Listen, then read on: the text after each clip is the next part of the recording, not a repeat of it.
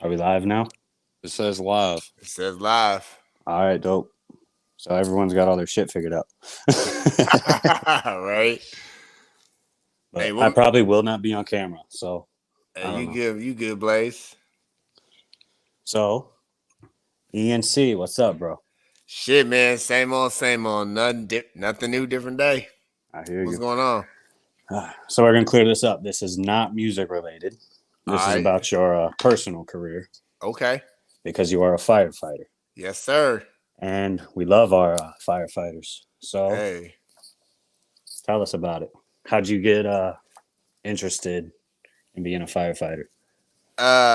So I've actually ever since I was a little kid, I always like envisioned like being in that big red truck and just being able to like use the big hoses on water and play with fire and do all that stuff. And as I got older, like my infatuation with it just grew and grew and grew to the point I was like, you know what? Screw it, because I was in the medical field at that time. I said, screw it, you know what? I'm just gonna try and apply and go for it, and I did. And it took a lot of work, but I love it, and I'm happy. I bet, bro. I was trying to be a firefighter, but I Shut got up, too many. bro. I got too many health issues, so my I wife get wasn't it. too comfortable. Yeah, She's like, nah. So He that wanted definitely, to he wanted to be a firefighter. That's why he chose the name Blaze. Hey, I mean, it why works. do you think me and Blaze get along so well, man? It just works. All right. So, what was training like? Hell, Yeah, Yeah. I it was was hell.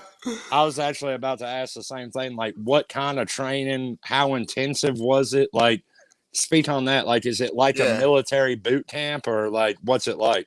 It's very militaristic. It's about 4 months, Monday through Friday, from about 6 a.m. to about 8 p.m. and it's consistent drill.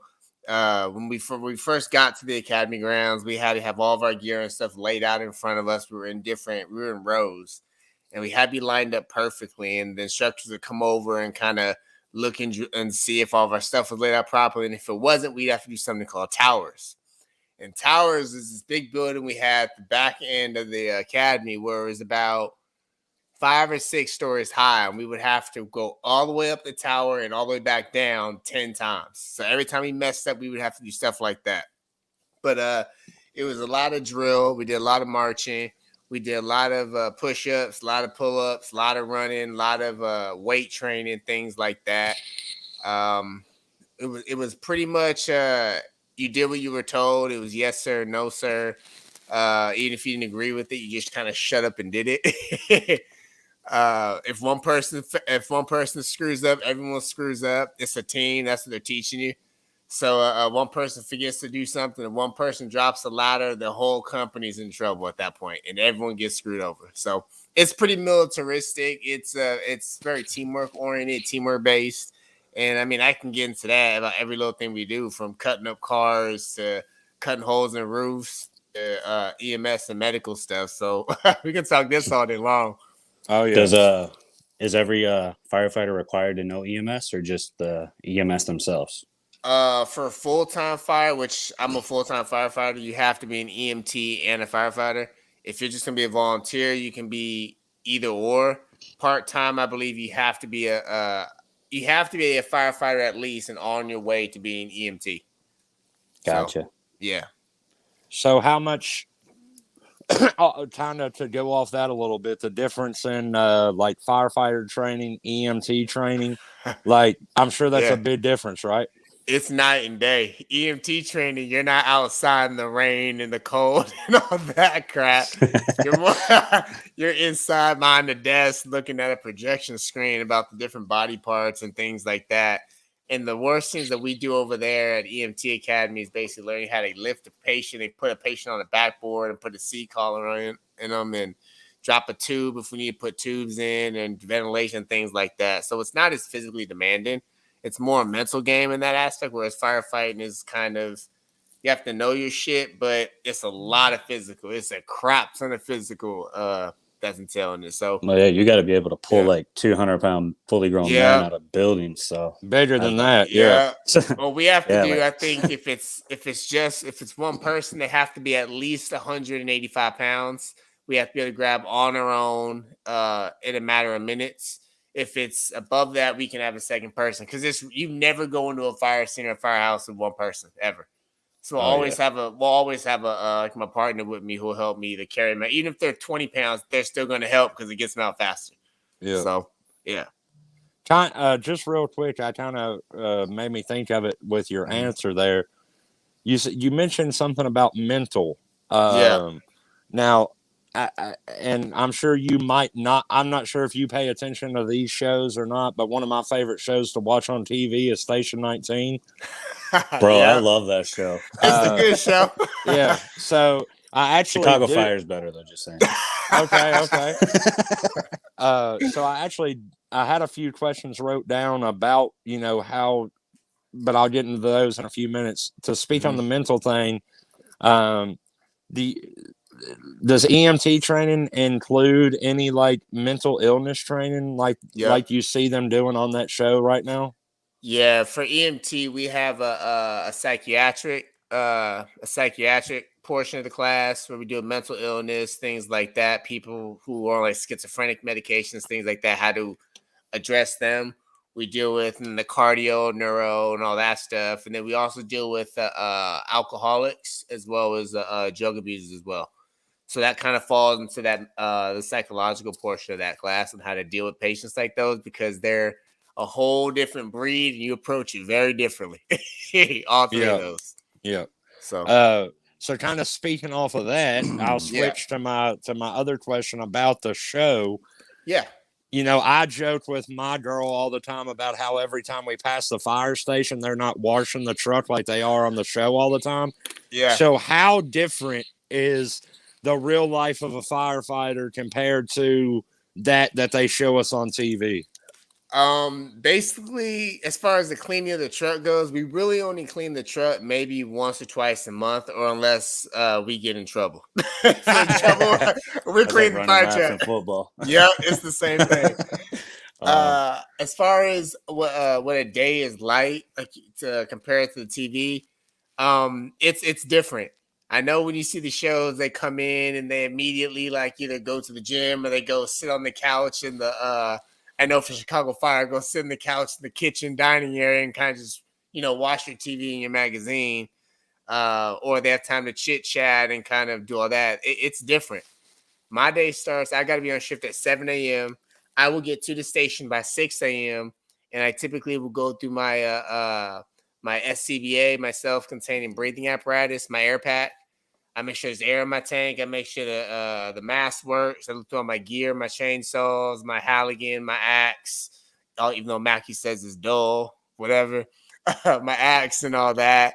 I just make sure all my gear is set up. Then I go upstairs and I kind of talk to the lieutenants and the captain and kind of report in and see if I'm on the engine or the ambulance that day and go from there. But it's pretty different than the movies, than the shows. A whole lot different. Yeah, I figured that much. Sorry, boys. Go ahead. No, you're good. How often are like actual fire calls? Like, are they pretty common, or is it mainly just car accidents and stuff like that? Now, when you say a fire call, are you saying like there's an actual fire at the scene? Like actual fire, yeah. Not those little fake calls that you guys get. I know you get those a lot. So. Oh yeah, we get the little we get big fire, actual fire calls. Actually, hold on, I can do you guys one better. We just got the report out for what our calls were like. Let me find it very quickly for y'all. Let me see. Where is it? Because I know I've been in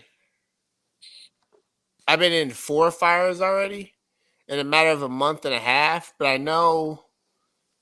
Let me see. Where is it? Now I don't know if this is.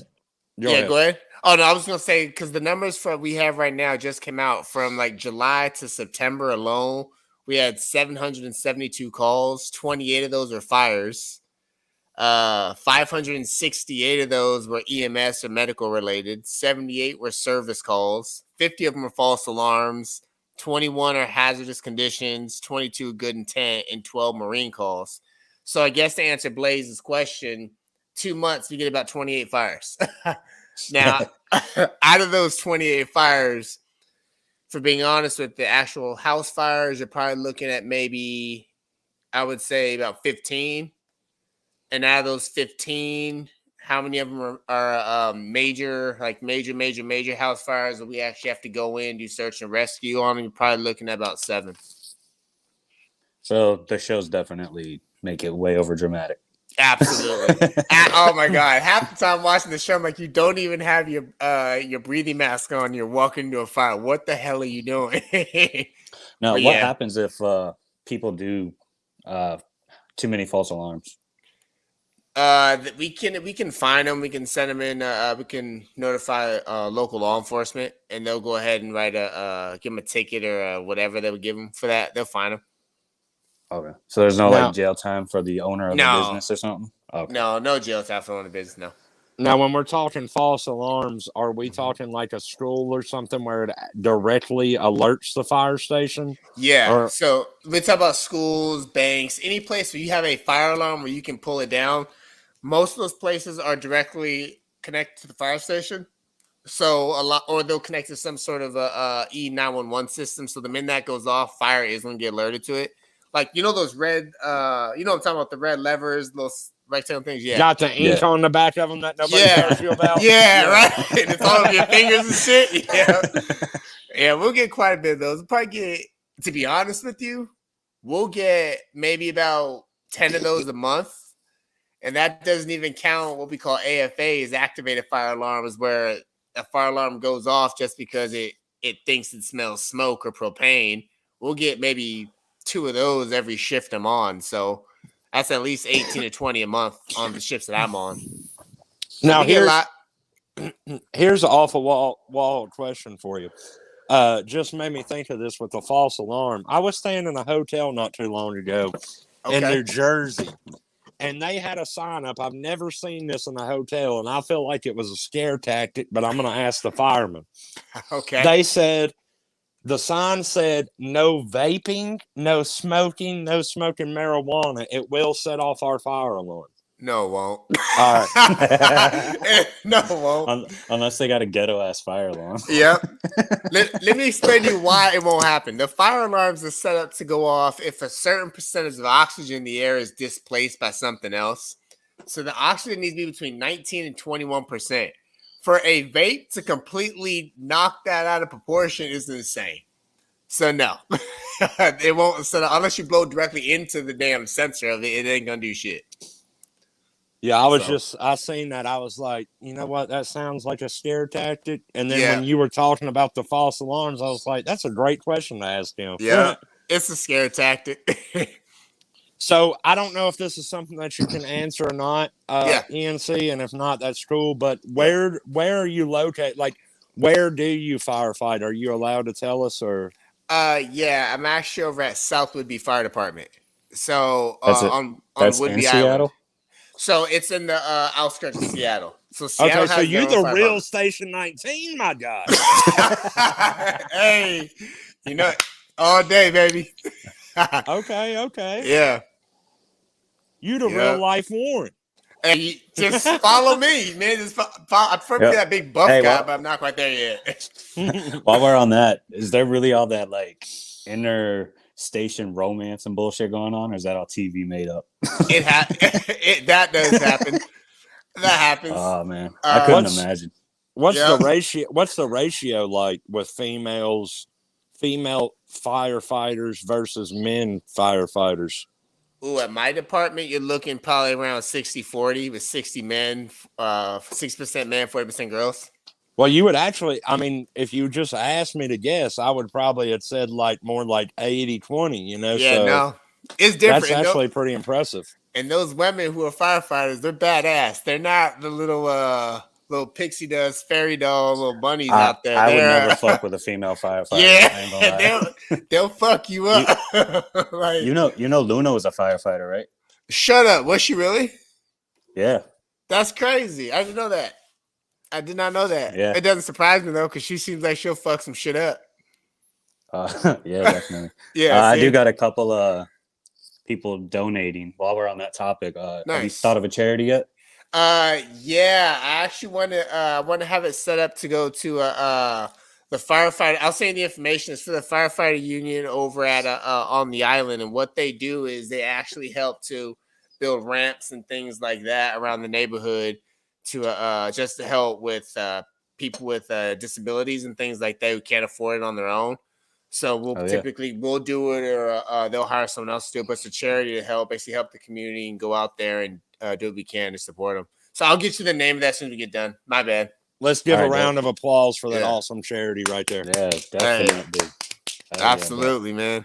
Hell of a choice, man. And just so you guys know, I don't think Blaze has said it yet. Any donations, we're donating 100% of that.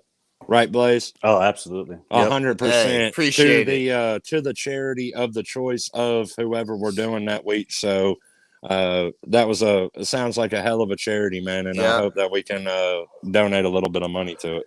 No, absolutely. I know a lot of the people that live over there are more elderly. I think the average age over there is like 60, 65.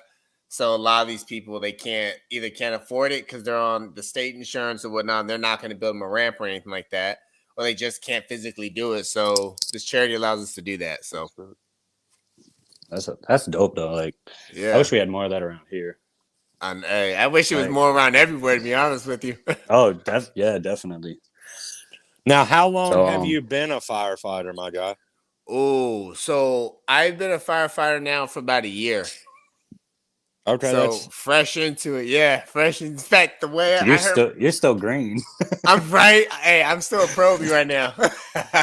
I'm still a probie. How long's probie last? A couple years? It's 1 year. Your average department's a year. Some departments would go to 2 to 3 years. If the person just can't get it together, they stay a probie, and so they do. Now, what did you do before firefighting? I worked in the medical field. I was an ophthalmology specialist, so I ran the dry clinic. I saw post-op patients. I did lasers, things like tattoo removal. That's things a big ass word I won't even be able to pronounce. what is it? Ophthalmology specialist. I work with eyes, basically. Ophthalmology. Yep, I work with eyes. Okay, and I still do it too. All right, you try to spell it. That's even worse. But yeah, I do that still 1 day a week. Obviously not right now because my injury went up. But I do that 1 day a week, and my full time is fire, and I love it. That's kind of like peripheral. That shit don't even come out till 2021. Right? Exactly right. You know what I'm talking about? That Williams. Yeah. Shit, sorry, I'm looking back for these questions. Silent had a question. Said, "Are you?" Do you work the 24 on and 24 off, 24 on and 48 off? So I do 24-48. So 24 on, 24 off is called Detroit schedule. I do a 24 on, 48 off, even though I really don't feel like 48 off because, like, if I work Monday, I'm on shifts from 7 a.m. Monday to 7 a.m. on Tuesday. But the problem is it takes like an hour to get home, and by then it's 8. I got to pick up my son and all that. And by the time, it doesn't feel like 48. I'll tell you that. Now, this leads into a great question that I had for you, and that is, and you kind of touched on it earlier, but what's a shift like for you? Like, I know that they're long. I mean, you're sleeping there, you're eating there, the whole 9 yards. Yeah. Like, what's that like? Like, give me a kind of walk me through like the day in a life of you. Yeah. So, like I said earlier, I get to the station like around 6 a.m. I'll check my air pad, make sure I have air in my tank, make sure my mask works, make sure all my gear, my bunker gear, the boots, pants, my hood, my jacket, helmet, all that stuff works. Make sure my radio works, things like that. And then I'll typically go upstairs, put my stuff in my dorm because we have our own individual rooms and stuff. Excuse me. Go do that. I'll shower, brush my teeth. I'll change into my station gear, and I'll typically go out by about 7 a.m. to the living room common area. That's where I'll meet my lieutenant, and then we'll kind of talk about who's riding on the engine, who's riding in the aid car, and stuff like that. And then once we get that kind of situated, depending on what we're on. So if I'm on the aid car, we go do a rig check down in the station bay. So we'll go down there, we'll open up the vehicles, take a look at everything inside, make sure everything's there, nothing's expired. To do an engine, you're looking at like a fire truck. We call them engines. We're looking at about a good 30 minutes to do it. And then for the aid car, you're looking at maybe 15. So we'll do that, and then we go back upstairs for breakfast, which we typically have like steak, eggs, potatoes, sausage, pancakes. So I need to come to your firehouse, basically. Right? Basically, just come to the firehouse. We got all the tasters over there. While we're on this, Sped had a question saying, "How many good cooks do you have in your firehouse?" You have to be able to cook. You can't even get out of probation if you can't cook. So that's actually what I was about to ask. Is it like kind of the TV shows and the aspect of food where somebody's cooking, or do they have somebody there to cook for you guys? No, all of us know how to cook. What we tell new people coming in and what they teach you at the academy is you need to learn 2 breakfasts and 2 dinners. Lunch, you can go buy your own lunch. But you need to know how to cook 2 breakfast meals and 2 dinner meals and know them pretty damn well when you get to the fire station. So, do you guys have like a set day of when someone buys the food, or do you all just pitch in and keep it like we all like you do in. your house? We'll pitch in, to be honest. I mean, we live with each other for literally 24 hours a day, every third day for 30 some odd years. Like, what happens if you guys beef? Oh, it happens. Oh no, it happens. We scrapping. We scrapping. We scrapping. Yeah. Gear up. Yeah. Scrapping. Pretty much. It happens. I mean, it happens. You're literally living with these people for 30 years. So you learn to live with them. They're your second family. And I love everyone I work with. They really are siblings, aren't they? Yep. Absolutely. Now, as far as like this is what I'm curious about the most about like your day, right? Yeah. So you're there for 24 hours. Now, like when I was 16, I could stay up all night. Now, you know what I'm saying? I'm a little old. Oh shit. I got a couple pounds on me. Bro. I like burgers. Let me tell you something. So what's the sleep like? Like, is there only certain times you're allowed to sleep during that 24 hours? Do you sleep when you can? Kind of how's that work? You can sleep whenever you want to sleep, as long as you don't have training, or you're not doing rig checks, or you're not doing something as a team, or you're not going on calls. If you want to sleep, go ahead and sleep. Me, I'm a probie, so if I'm not doing something, my head's in a book. And it's reading. I'm not sleeping. But if you want to sleep, you can sleep. At night times, it's one of those things where if you had a busy day, you're like praying and praying and praying that there are no calls at night. Just so you can get a little bit. Just so you can get some sleep. Now, typically it doesn't work that way. You have a lot of calls, then you go to sleep. I'll try and stay up to about maybe 11 o'clock because I don't want to go to sleep around like 8. And then you're in that deep sleep by 11, you're screwed. So I try and stay up to about 11 o'clock. And then I have we have an overhead speaker. I have that turned all the way up loud.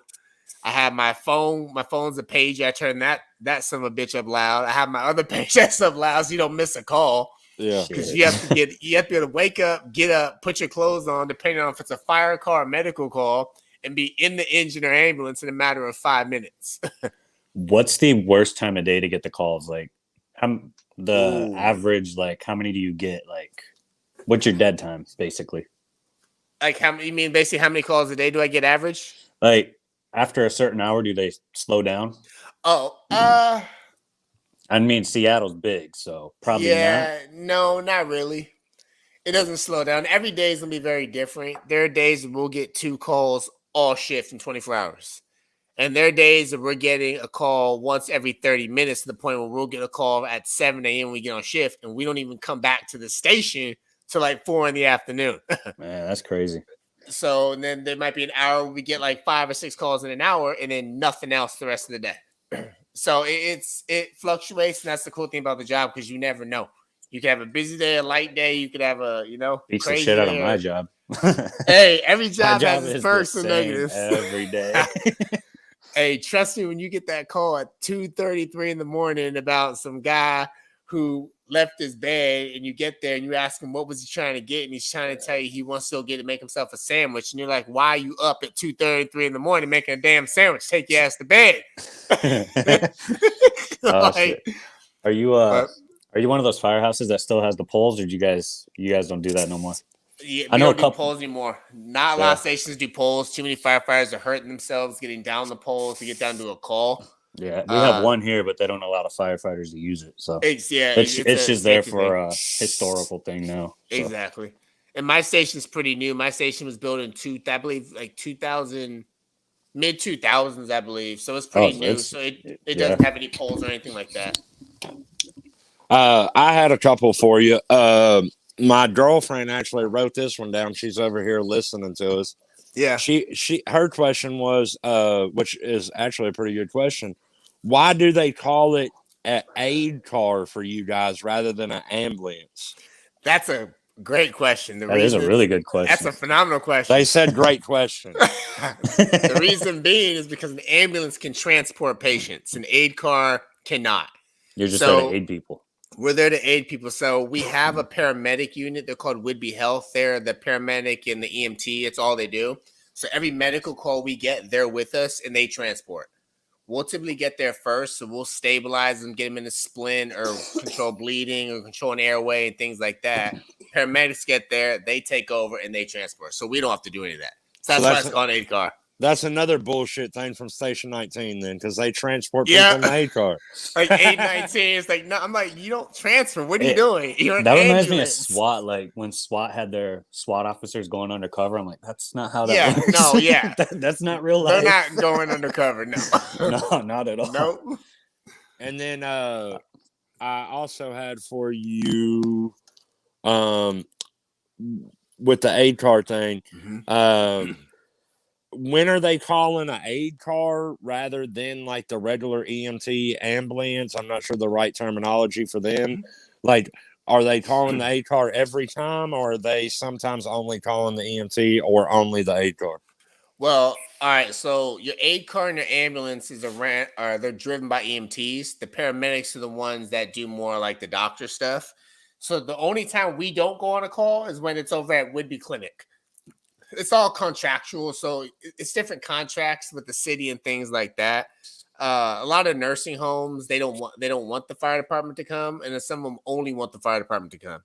So there's only one place in the entire city of where I'm at where we do not respond with the ambulance. Otherwise, we're always there. And then when you're on those calls, like, who has control of the call? Is it the fire department, the aid car, or is it the EMT ambulance? So if fire department arrives first, we have control of the scene. But once the ambulance comes, they always have control because they're the ones that they need to transport. They need to have the gurney. They need to get the patient in there. They communicate with the hospital. We're just emergency response. They're the ones that are getting them to the actual hospital, so they have priority. Okay. And then I also had this follow up to your sleeping thing. Yeah. Always backtracking way back. My bad. You're good, man. I think you fell asleep, bro. Yeah. And actually, that's kind of my question. What happens if you're asleep? You mentioned so you don't sleep through a call. Have you slept through a call? And what happens if you do sleep through a call? I have never slept through a call, and I'm gonna tell you right now, every firefighter is going to sleep through at least one call in their career. You just hope it's not when you're a probie. If you're a probie and you sleep through it, you might as well quit because it's not good. Yeah. But if you sleep through a call, honestly, the rest of the crew, they'll leave you behind because they're not going to sit there and wait for you to get up. They'll leave you, and then they yell at you later. And typically, then you got to meet with your whoever your officer is. I have a lieutenant. You have to meet with the lieutenant, captain, or your chief, and explain to them why your ass didn't get up for a call. And you better never let it happen again. Oh, wow. Yep. All right, so let me backtrack to this whole show thing. Out of all the Station 19, 911, all of those, which one is most close to reality? Ooh, I'll say 911 is nowhere near. It would have to be. I would have to say Chicago Fire. Yeah, I knew it. I would have to say Chicago Fire. Chicago Fire, and I've seen Station 19. I love Station 19 because I live in Seattle. They got too romantic for me for a while, so I cut that out. And then I'm like, once I got back into the fires, I'm like, okay. Yeah, I mean, now Chicago Fire, they always portray a big fire almost every single episode. We don't get that many fires. And it's in the same building if you And haven't it's noticed. it's always in the same building. Always. It's always in the same building, the same restaurant. Always. Yep, always. But no, I think that would be the most realistic. Obviously, there's still some Hollywood sprinkled in there a little bit, but for the most part, it's pretty realistic. You have a rescue squad, you have your truck company, your ladder company, you have hazmat, all the same, your paramedics, your EMTs, and all the same stuff. Any city department. Sped has a question. He said, how much hazing did you or do you have to put up with? What's your least favorite one in particular, if you have one? You put up with a lot. A lot. The only rules that we have is you can't mess with a gear, and you can't mess with food because you don't want to give someone something. You get a fire call, and the person getting your back has to go take a shit. Gotcha. That makes sense. But as far as like the hazing that we've had the wet clothes. We've had I've had people hide, like I had someone hide under my bed during the middle of the night and completely freak me the hell out. That'd be funny as shit. You have the endless dishwasher prank. I don't know if you heard of that. No, what's that? Where you have someone who opens up the dishwasher, someone's in the dishwasher, and someone's cleaning the dishes, and you have someone passing like the dirty plates to you.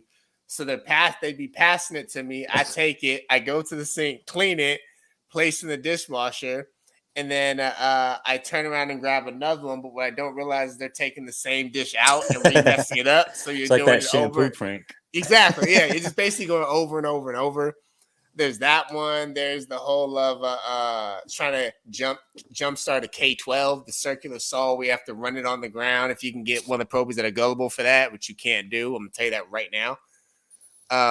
We have things like that, and then we have the standard like loosening up the legs on one of the chairs and things like that. So nothing too crazy. Well, that sounds a lot better than what I went through in high school, honestly. Again, you can't mess with food. You can't jump them. You can't beat them up because you need them to help you. So, yeah. What would you say overall, like if you had to pick like one thing about being a firefighter that's your absolute favorite, what do you think that would be? I would have to say, honestly, a CPR call where the patient actually survives and lives after working on them, because those are pretty tough. That I think would be the most emotionally the best part. Now, obviously the fun best part is, I'll just say this for the record: a house fire with no one inside, everyone is safe. Those, I mean, that's obviously what you get. It's what you get in for. That's what you dream of as a kid. You want to fight fires. You don't want to deal with car accidents. You want to actually put out a fire. Exactly. I mean, I'll be honest with you. I mean, most of our cars are medical, and as a firefighter, and everyone else has been in this field will tell you, you don't go in to be a firefighter to a lot of times go for the medical aspect of it, if that makes sense. I'm not saying it's a bad thing, but when you become a firefighter, it's because typically when you were a kid, you want to put out a house fire, not to go do a lift assist and things like that. Now, there's nothing wrong with those. It's just, the reasons you get into it are a smaller portion of what it actually is. So that's awesome, man. And your answer, like that first answer, is like being able to aid somebody and save their life. That's like I couldn't imagine being able to do that every day. Like, I appreciate people like you, man, that are absolutely, bro. Shit. Yeah. It's hard because, like you said, like Blaze said, like his job, he knows when he goes into work, when he parks his car and walks through the doors, he knows what he's doing. And same with you, Josh. I mean, you know exactly what the hell you're doing. Right. When I do it, I park my car, and basically any time from 0-100 hours all the way up to 2,400 hours for a 24-hour shift, anything can go down. Literally anything can go down. Like, it can be gunshots, it could be a stab wound, it could be a decapitation, it could be a baby being born, it could be a house fire, it could be someone jumped off a bridge, it could be suicide. Have you delivered any babies? I got close to one. I got close. I got My real boy close. got too close for comfort. You see his face? I was like, nope, that doesn't look normal. Nah, we got that call at about 1:30 in the morning. We got our pager went off that a lady was in labor or potentially in labor. We get into the rig. We start driving over, and they say the patient's in active labor. We finally get there. The patient is sweating. She's having contractions and all that. We stabilize her, but she doesn't end up having the baby there. We end up having to get her to the hospital, and she doesn't even have the baby for about another 12 hours. Wow. So that's kind of like an almost. I thought I was going to deliver a baby and put these hands to work. But what's the weirdest call you've ever been called on? Weirdest call? I got a call for the dispatcher calls it a sick patient. And again, it was, of course, it's about 2 in the morning. It was in downtown. I was by myself. I was driving the A car over there, and all of a sudden I hear a guy scream for me to come over. The guy is butt naked. Wow. On drugs. And I stopped the car across the street. He runs up to the car, and I told him to get the hell up. I told him to back the fuck up. Yeah, you need to back the fuck up right now. 6 feet. Right? 6 feet before COVID. 6 feet. Keep your ass over there. I immediately got on dispatch, and I had to call law enforcement because they don't pay me enough to deal with that crap, and I ain't armed. I'm not in the fire truck where I have an axe. I have a syringe. That's about it. But that would have to be the weirdest one. It came to find out the guy was out at a bar, met up with some random guys. He was like 2 hours away. They jumped him, stole his phone, took his clothes, and got him high. Wow. So and he was running around asking people for hugs, like in the middle of the night. And I'm like, no, no. I was like, nope, get law enforcement here right now. I'm not dealing with that shit. Imagine if there was like a little old lady by herself out at night. And he's doing that. Could have gave her a heart attack or some shit. Absolutely. Like, oh man. Yeah, and you get people like that all the damn time. Any big city, you're gonna get that crap all the damn time. Sped said so that it was Reno 911 worthy. Yeah. What the exactly hell? Right? There you go. Not to take it from something that we could laugh about to something bad, but I lost my brother in 2014 in a bad car wreck, and the firefighters, they spent 3 hours just to get him out of the car. Yep. So hats off to them guys in LaGrange, Kentucky for doing that. I mean, Absolutely. unfortunately, he didn't make it, but they made sure to get him out of there. I'm sorry to hear that. Yeah, I appreciate that. Just kind of curious, like, what, if you can, like the worst thing that you're willing to tell us about, that you can tell us about, that you've, kind of been a part of, and what that was like. Don't feel obligated to answer those. Yeah. No, I have no problem answering the question, to be honest with you. I think the worst call I ever had was we were working out in the gym, and we got the tones dropped for a CPR call. And it was the day, actually, that I injured my knee. It was the day I was working on a torn ACL, torn meniscus, and a broken kneecap. The call came out after that. We rushed to the scene. When we got to the scene, I will never forget. I can never forget the image that I saw. When we got to that scene, we walked in the house, made a left, and we went into the bathroom, and it was a man who was on the ground. He was completely ash gray, which typically means he's dead. And his wife was doing CPR crying over top of him. I had to grab the wife, get her off of him, drag the body, a dead body, into a bathroom. Into his bedroom, and perform 45 minutes of CPR on a torn ACL, torn meniscus, and a broken kneecap. We did 45 minutes of CPR on him, and I remember looking up at his wife, and his wife was sitting there crying, praying that we would be able to save this man's life.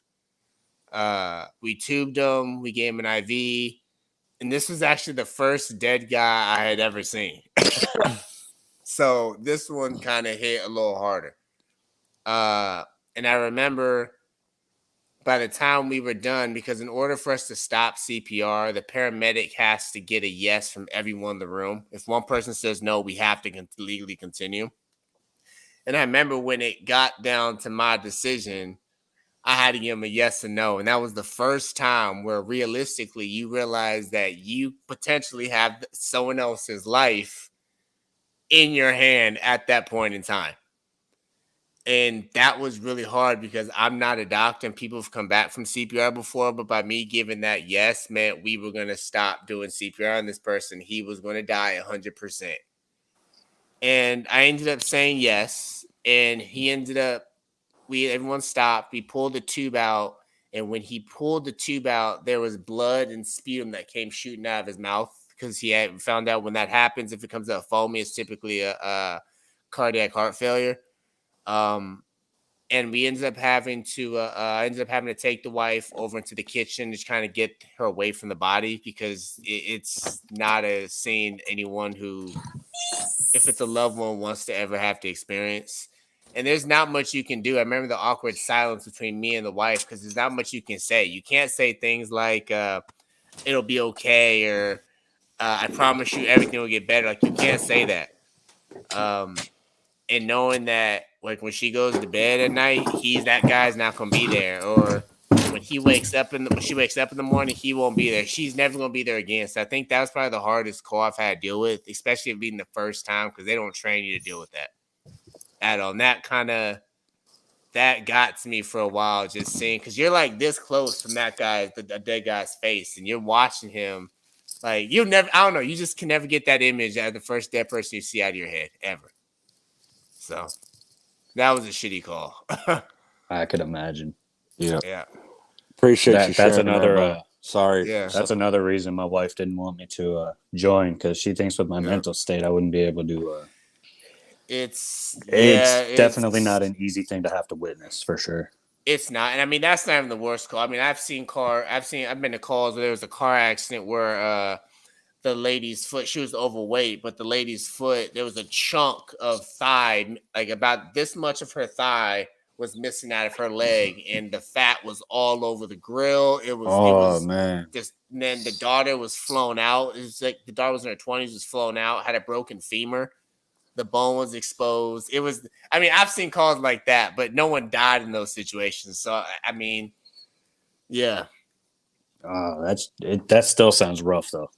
I have a very strong stomach. I've seen some stuff. I mean, I've cut my thumb off and wanted to keep working. Yeah. See, it's not the sight. For me, it's the smell. Yeah, if it's so. Oh, really? It's the smell for me. If it's burning flesh or ripping flesh, it's the smell. Oh, I could. And when you grab a person who's been burnt and you grab their skin just falls right off, and you have to basically dig your fingers into their muscle just to be able to grab them. Oh man. Yeah. How many fires have you personally put out? We're going to change topic here. I personally put out 3. I put out a fully engulfed house fire, which we worked on it for 8 hours.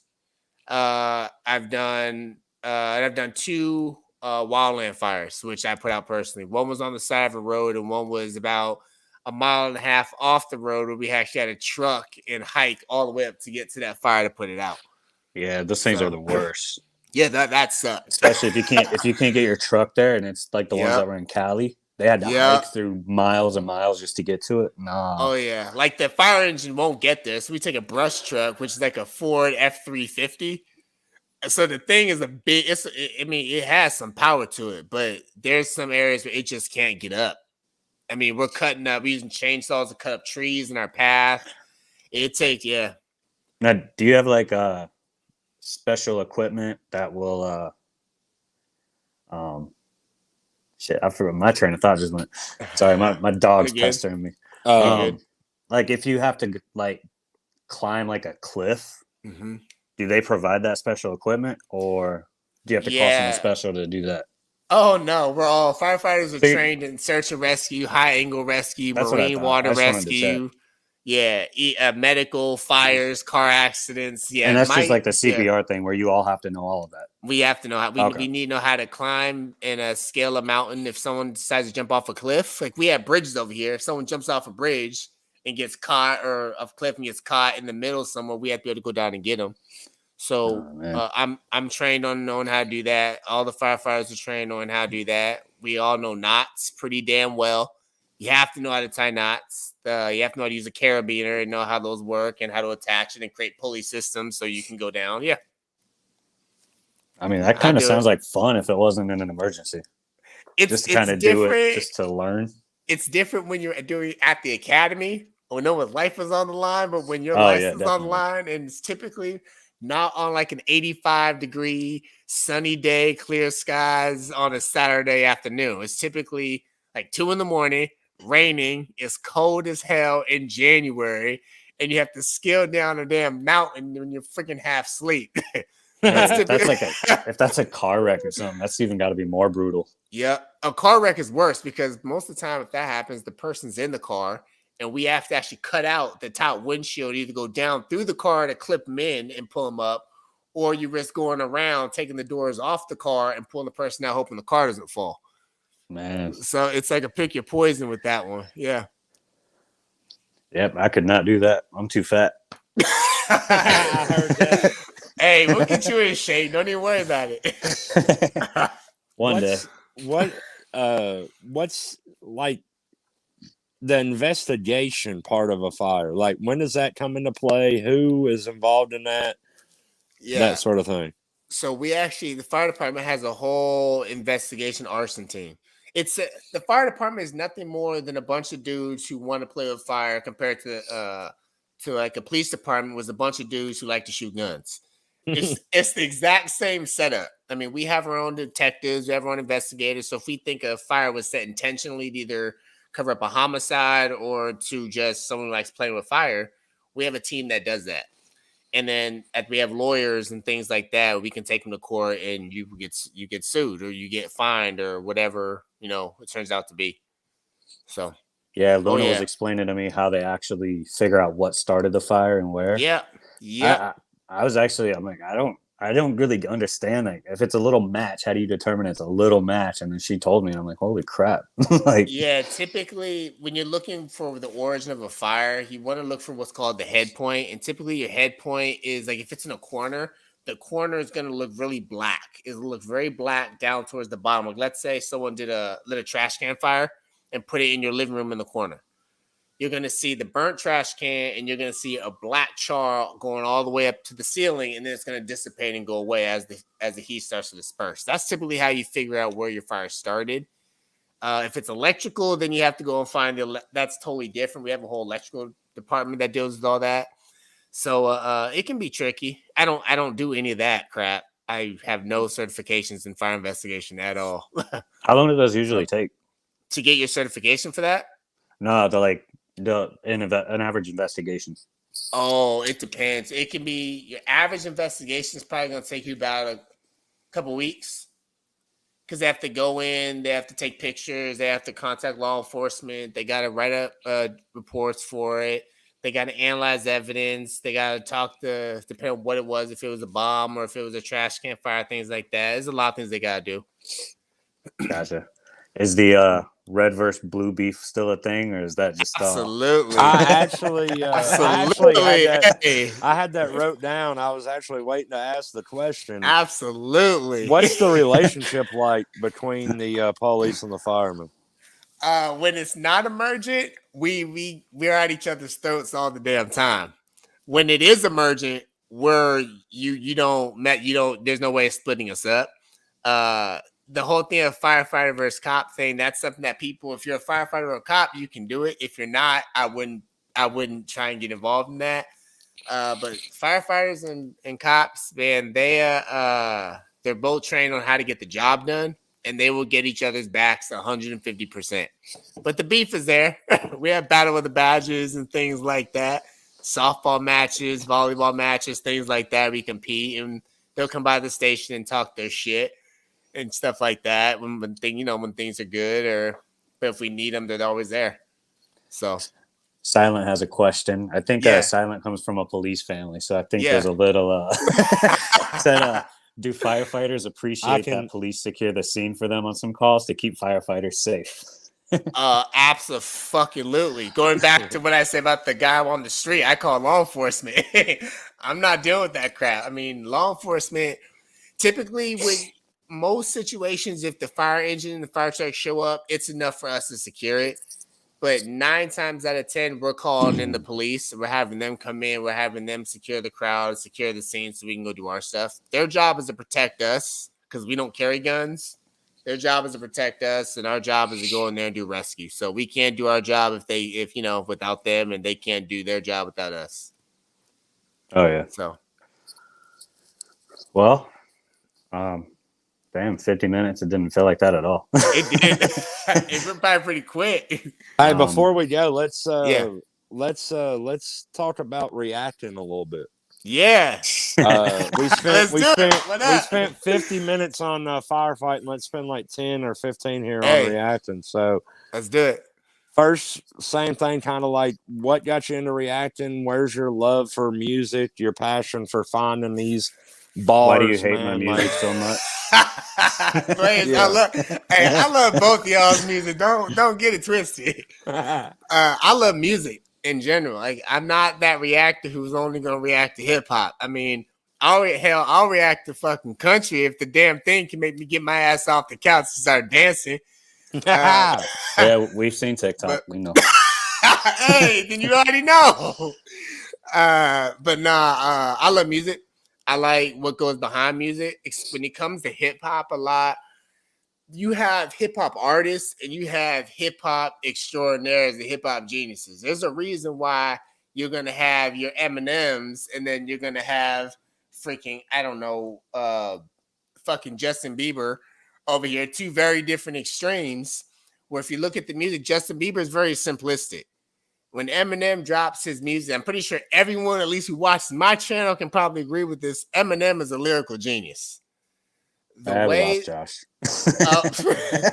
He'll come back in a second. It's just the way I know when I look and react to music, I'm looking to see how people put words together, how people can make up a rhyme scheme, how if their bars have some punch to it. Right. There's some bars that I know that have been overplayed. I know it, you know them. They're all freaking overplayed.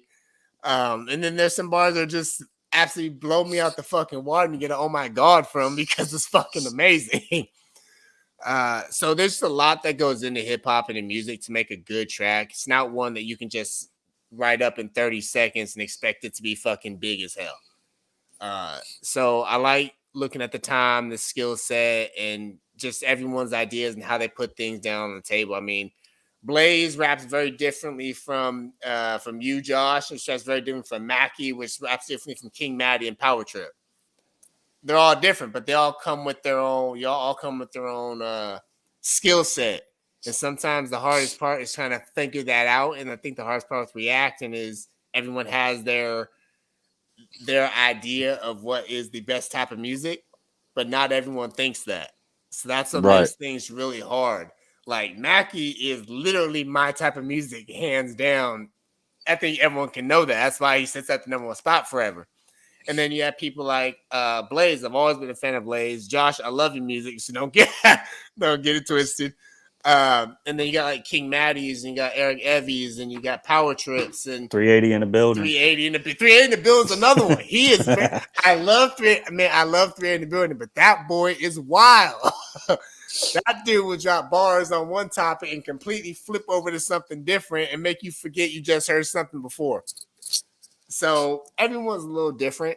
It's just kind of trying to figure out what everyone's specific skill is and where they're coming from, and just understand that everyone's different with the rap and everyone's at different stages, and trying to actually give the little guys a chance and not just the big guys like the Eminems, the Kendricks, and all that. So that's how I started. I got 3 questions. The first 2 are going to be from Luna because she's been saying I'm ignoring her and all that. Mm-hmm. So the first question is, are you ever going to react to the Lunatic Cypher? And the second is, where can she get an ENC hat like you got? Hey, let's see, Luna. So I'm going to do that cypher because trust me, you are not the only one that's been asking about that cypher. In fact, I have the link in my Twitter feed. I'm gonna get that cypher done ASAP. I got family coming up tomorrow, and they're staying till the 18th. So as soon as they leave, I'm gonna be all over because I'm back in my own spot again. I've been dropping reactions again. Don't even worry about it. I'm gonna get that. That will be my next reaction. I promise you that, Luna. I promise you. And then the hat. Hit me up my DM and we can talk. I'll hook you up with a hat. I got you, Luna. All right. Well, hell, I want a hat too. Slide in the DMs too. Hey, slide in the DMs, man. Slide in the DMs. The way I do it, pretty much all the proceeds I get from the gear and all that stuff go actually directly into the channel. As far as purchasing software and doing all this other stuff, like I have this whole idea. I want to make one of my rooms a complete reacting room. So I want to have like a nice computer chair, have everything set up with the lights and all that. So everything I get from all the clothing stuff goes directly into buying stuff for that. So. Is that the hat you're wearing right now, boss? That's one of them. I got a black one here. That's sick, bro. Yes, sir. That looked like some shit you bought like at the store. Like, in fact, the dude, nice, you know what I'm saying? The dude who does my hats actually used to do the hats for lids. So, oh wow, So Blaze, hey, Blaze has my hats. Sick has my hats. Mackie got my hat. There's a lot of people out there. Jewel got my hats. So, and they can all attest to the quality of it. TK's question. What up, TK? As a firefighter, you try your best to get the fires put out as quickly as possible. That being said, what took so long on ENC 6? First of all, I knew someone was going to ask, so I was just sitting there like... I knew it. ENC, Cypher took a hot minute to come out. To be honest I'm with pretty you, sure you pissed some people off. I ain't even gonna lie. I pissed a whole bunch of people off. I have no idea. I pissed a whole. In fact, I think Blaze texted me because, "Doug, you need to do that Cypher 6 because people are getting pissed."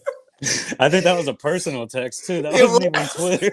It was a personal text like, "Dog, you need to do this shit because you fucking up." I was like, "All right, I got this." Yeah, it was like the next day. You're like, all right, here's the reaction. Yeah. Yeah. All right. No, the honest reason why is, I'll be honest with you. They actually met their deadline.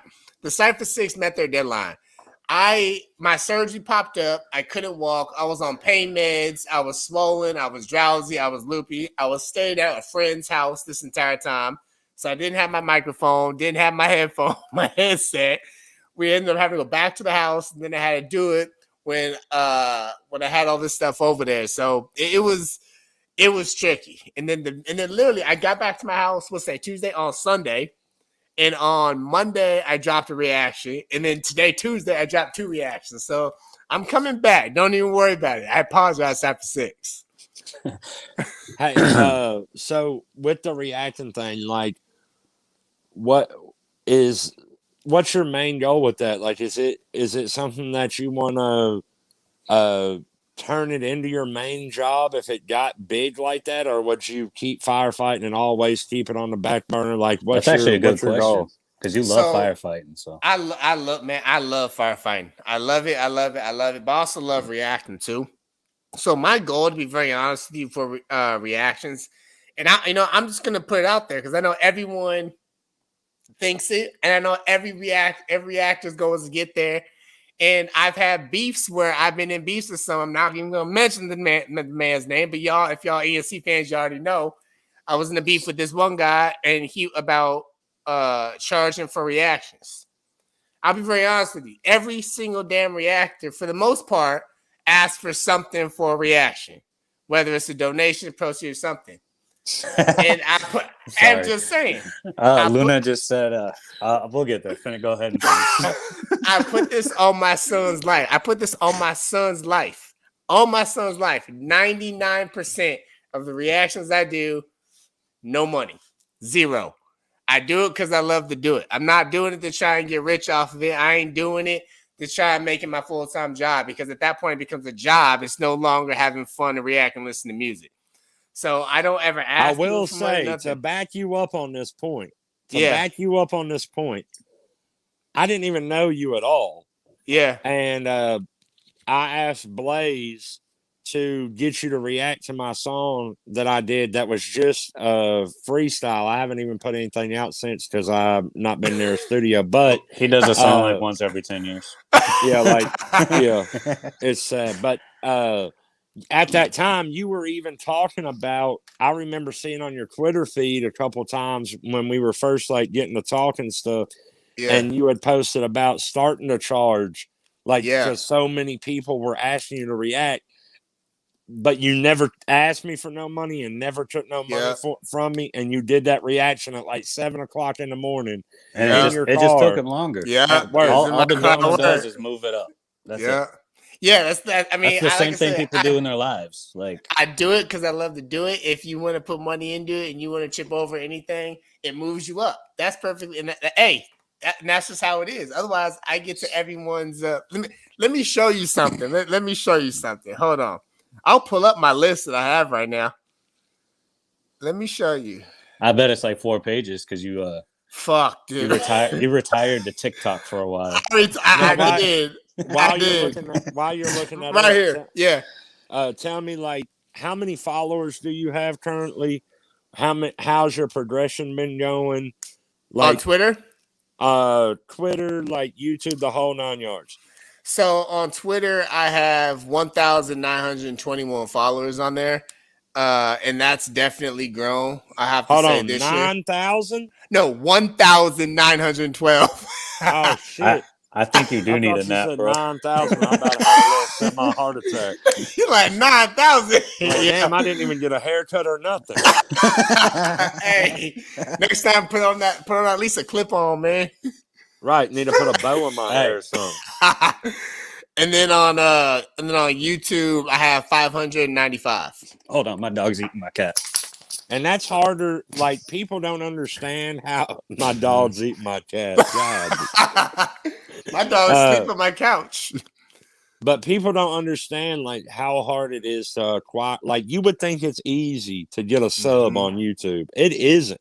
It's damn near impossible. I get a sub maybe once every freaking 4 days. I mean, it's just like, for example, you have almost 2,000 followers on Twitter. But you got 500 followers on YouTube, or over 500.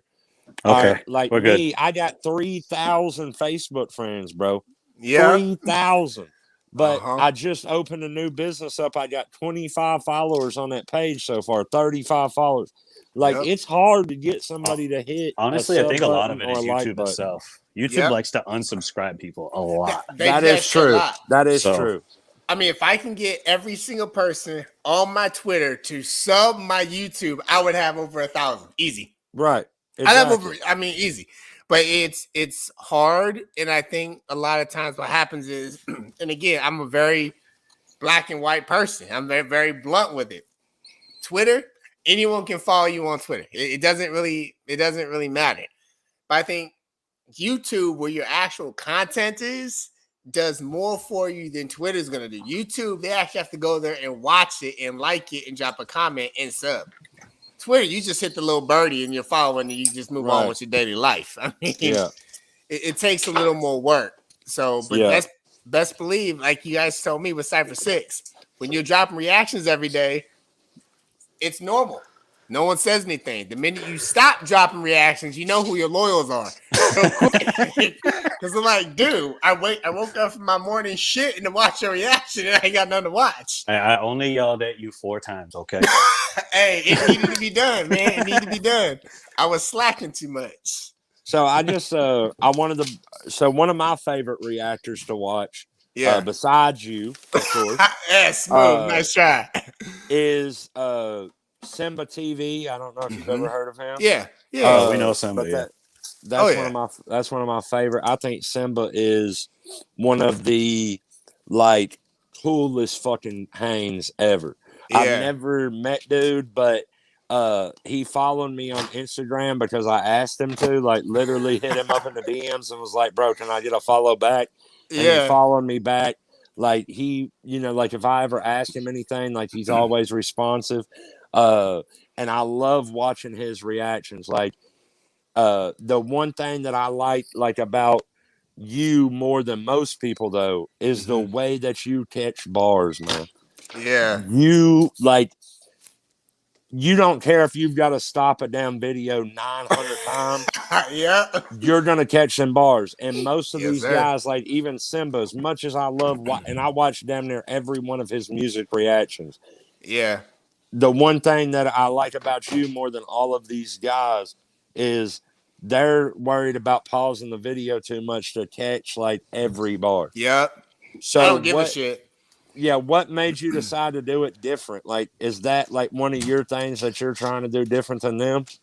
I don't even think it was something I intentionally tried to do. It just goes back to my love for it, to be honest with you. I think a lot of people, I mean, there's a lot of unknown talent out there that's never given a shot. And I think by just either not reacting to them or just kind of brushing through it and just letting the song play out and maybe stop it 1 or 2 times and not actually giving credit where credit's due is doing a disservice. So, I mean, TK's got a genius question, and I don't know why nobody's thought of this yet. It's going to be some funny-ass question. No, ahead, it TK. actually ain't. It actually ain't.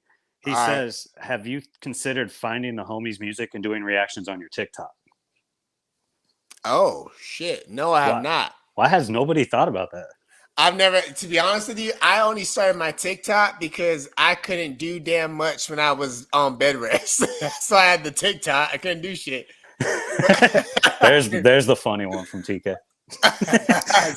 He said ENC's reactions are a full feature. You damn right. You damn right. I need to get back to making them damn movies on the ciphers again. Luna said you need popcorn and bathroom breaks. Hey, and intermissions too. We could throw a couple intermissions on that bitch. Like you said, one of yours though. I talk too much. I was like, I need to shut up. I talk too much. Dude, when your average reaction video is like fucking 14 to 15 minutes is the average, that's a problem. I think most of them are popping like 18s and 20s, and the cipher's like a fucking full hour and a half. That's a whole damn movie at that point. Here's a question for you, man. Real quick. I know that we're getting close to the end here, but no, you're good. Take your time. Wanted to so back to the thing, like Simba, I think he has like 200 something thousand followers, maybe last time I checked. Yeah. What does like if you got to that point, right? What, because it looks like my boy doing very well. He's driving the Mercedes CMG he just bought and shit, like, or AMG, whatever the AMG, fuck. I don't even know. But AMG. like, what are you making at that point? Like, how much money is in this if somehow you did get to 200,000, 300,000, 400,000? You're probably looking at that point. For first of all, you're charging for, and this is what people don't understand. If you're at that point, you're charging for, all your reactions are charged. Hold on. Hold on. I gotta pause you. Yeah. So you're telling me every time like Simba reacts to Upchurch is paying him to react to that video? Maybe not every time, but I guarantee you, when you got that type of backing and you have that name, you're getting paid. I guarantee you. Like No Life Shat. At least the smaller artists for sure. Yeah, No Life Shat is getting something like 700 a reaction. That's the rumor that I've been hearing. It's something like $500 to $700 a reaction. It's stupid. But what are you getting from YouTube? Oh, from you? Shit. You're probably getting a percentage. I don't know the exact percentage because I can't monetize nothing on YouTube yet. It ain't shit. It can't be much. It's all going to be in ad revenue. So ENC's videos are going to make like $1,000 because they're so damn long. Yeah, right. They're going to put an ad every 10 seconds. Yep, and ad again. Then we're going to do another ad. It'd be like the little ducky noise you're making for Luna's group thing. What do you think about, and not to bash YouTube, don't ban us, but what do you think about them putting ads on videos and you not getting paid for it? I think I'm okay with it because realistically, YouTube, if you're gonna be a reactor or you're gonna be in the music industry, fact of the matter is you most likely have to go through YouTube. And YouTube knows that. And if you're going to get to your goal, you have to do what you have to do to get to your goal. And you can't go cry to mommy because you got ass thrown through your shit. Get over it. It's just a hurdle you got to jump through. So I'm not mad at it. YouTube is just smart. They know. I feel you. So, I mean, yeah.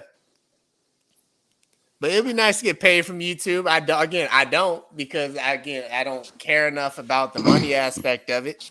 I just like doing the reactions and doing all that stuff. So, yeah.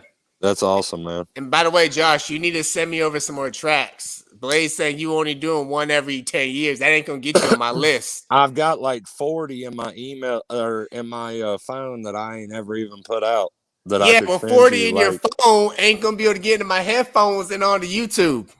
all right, well, whenever you're ready.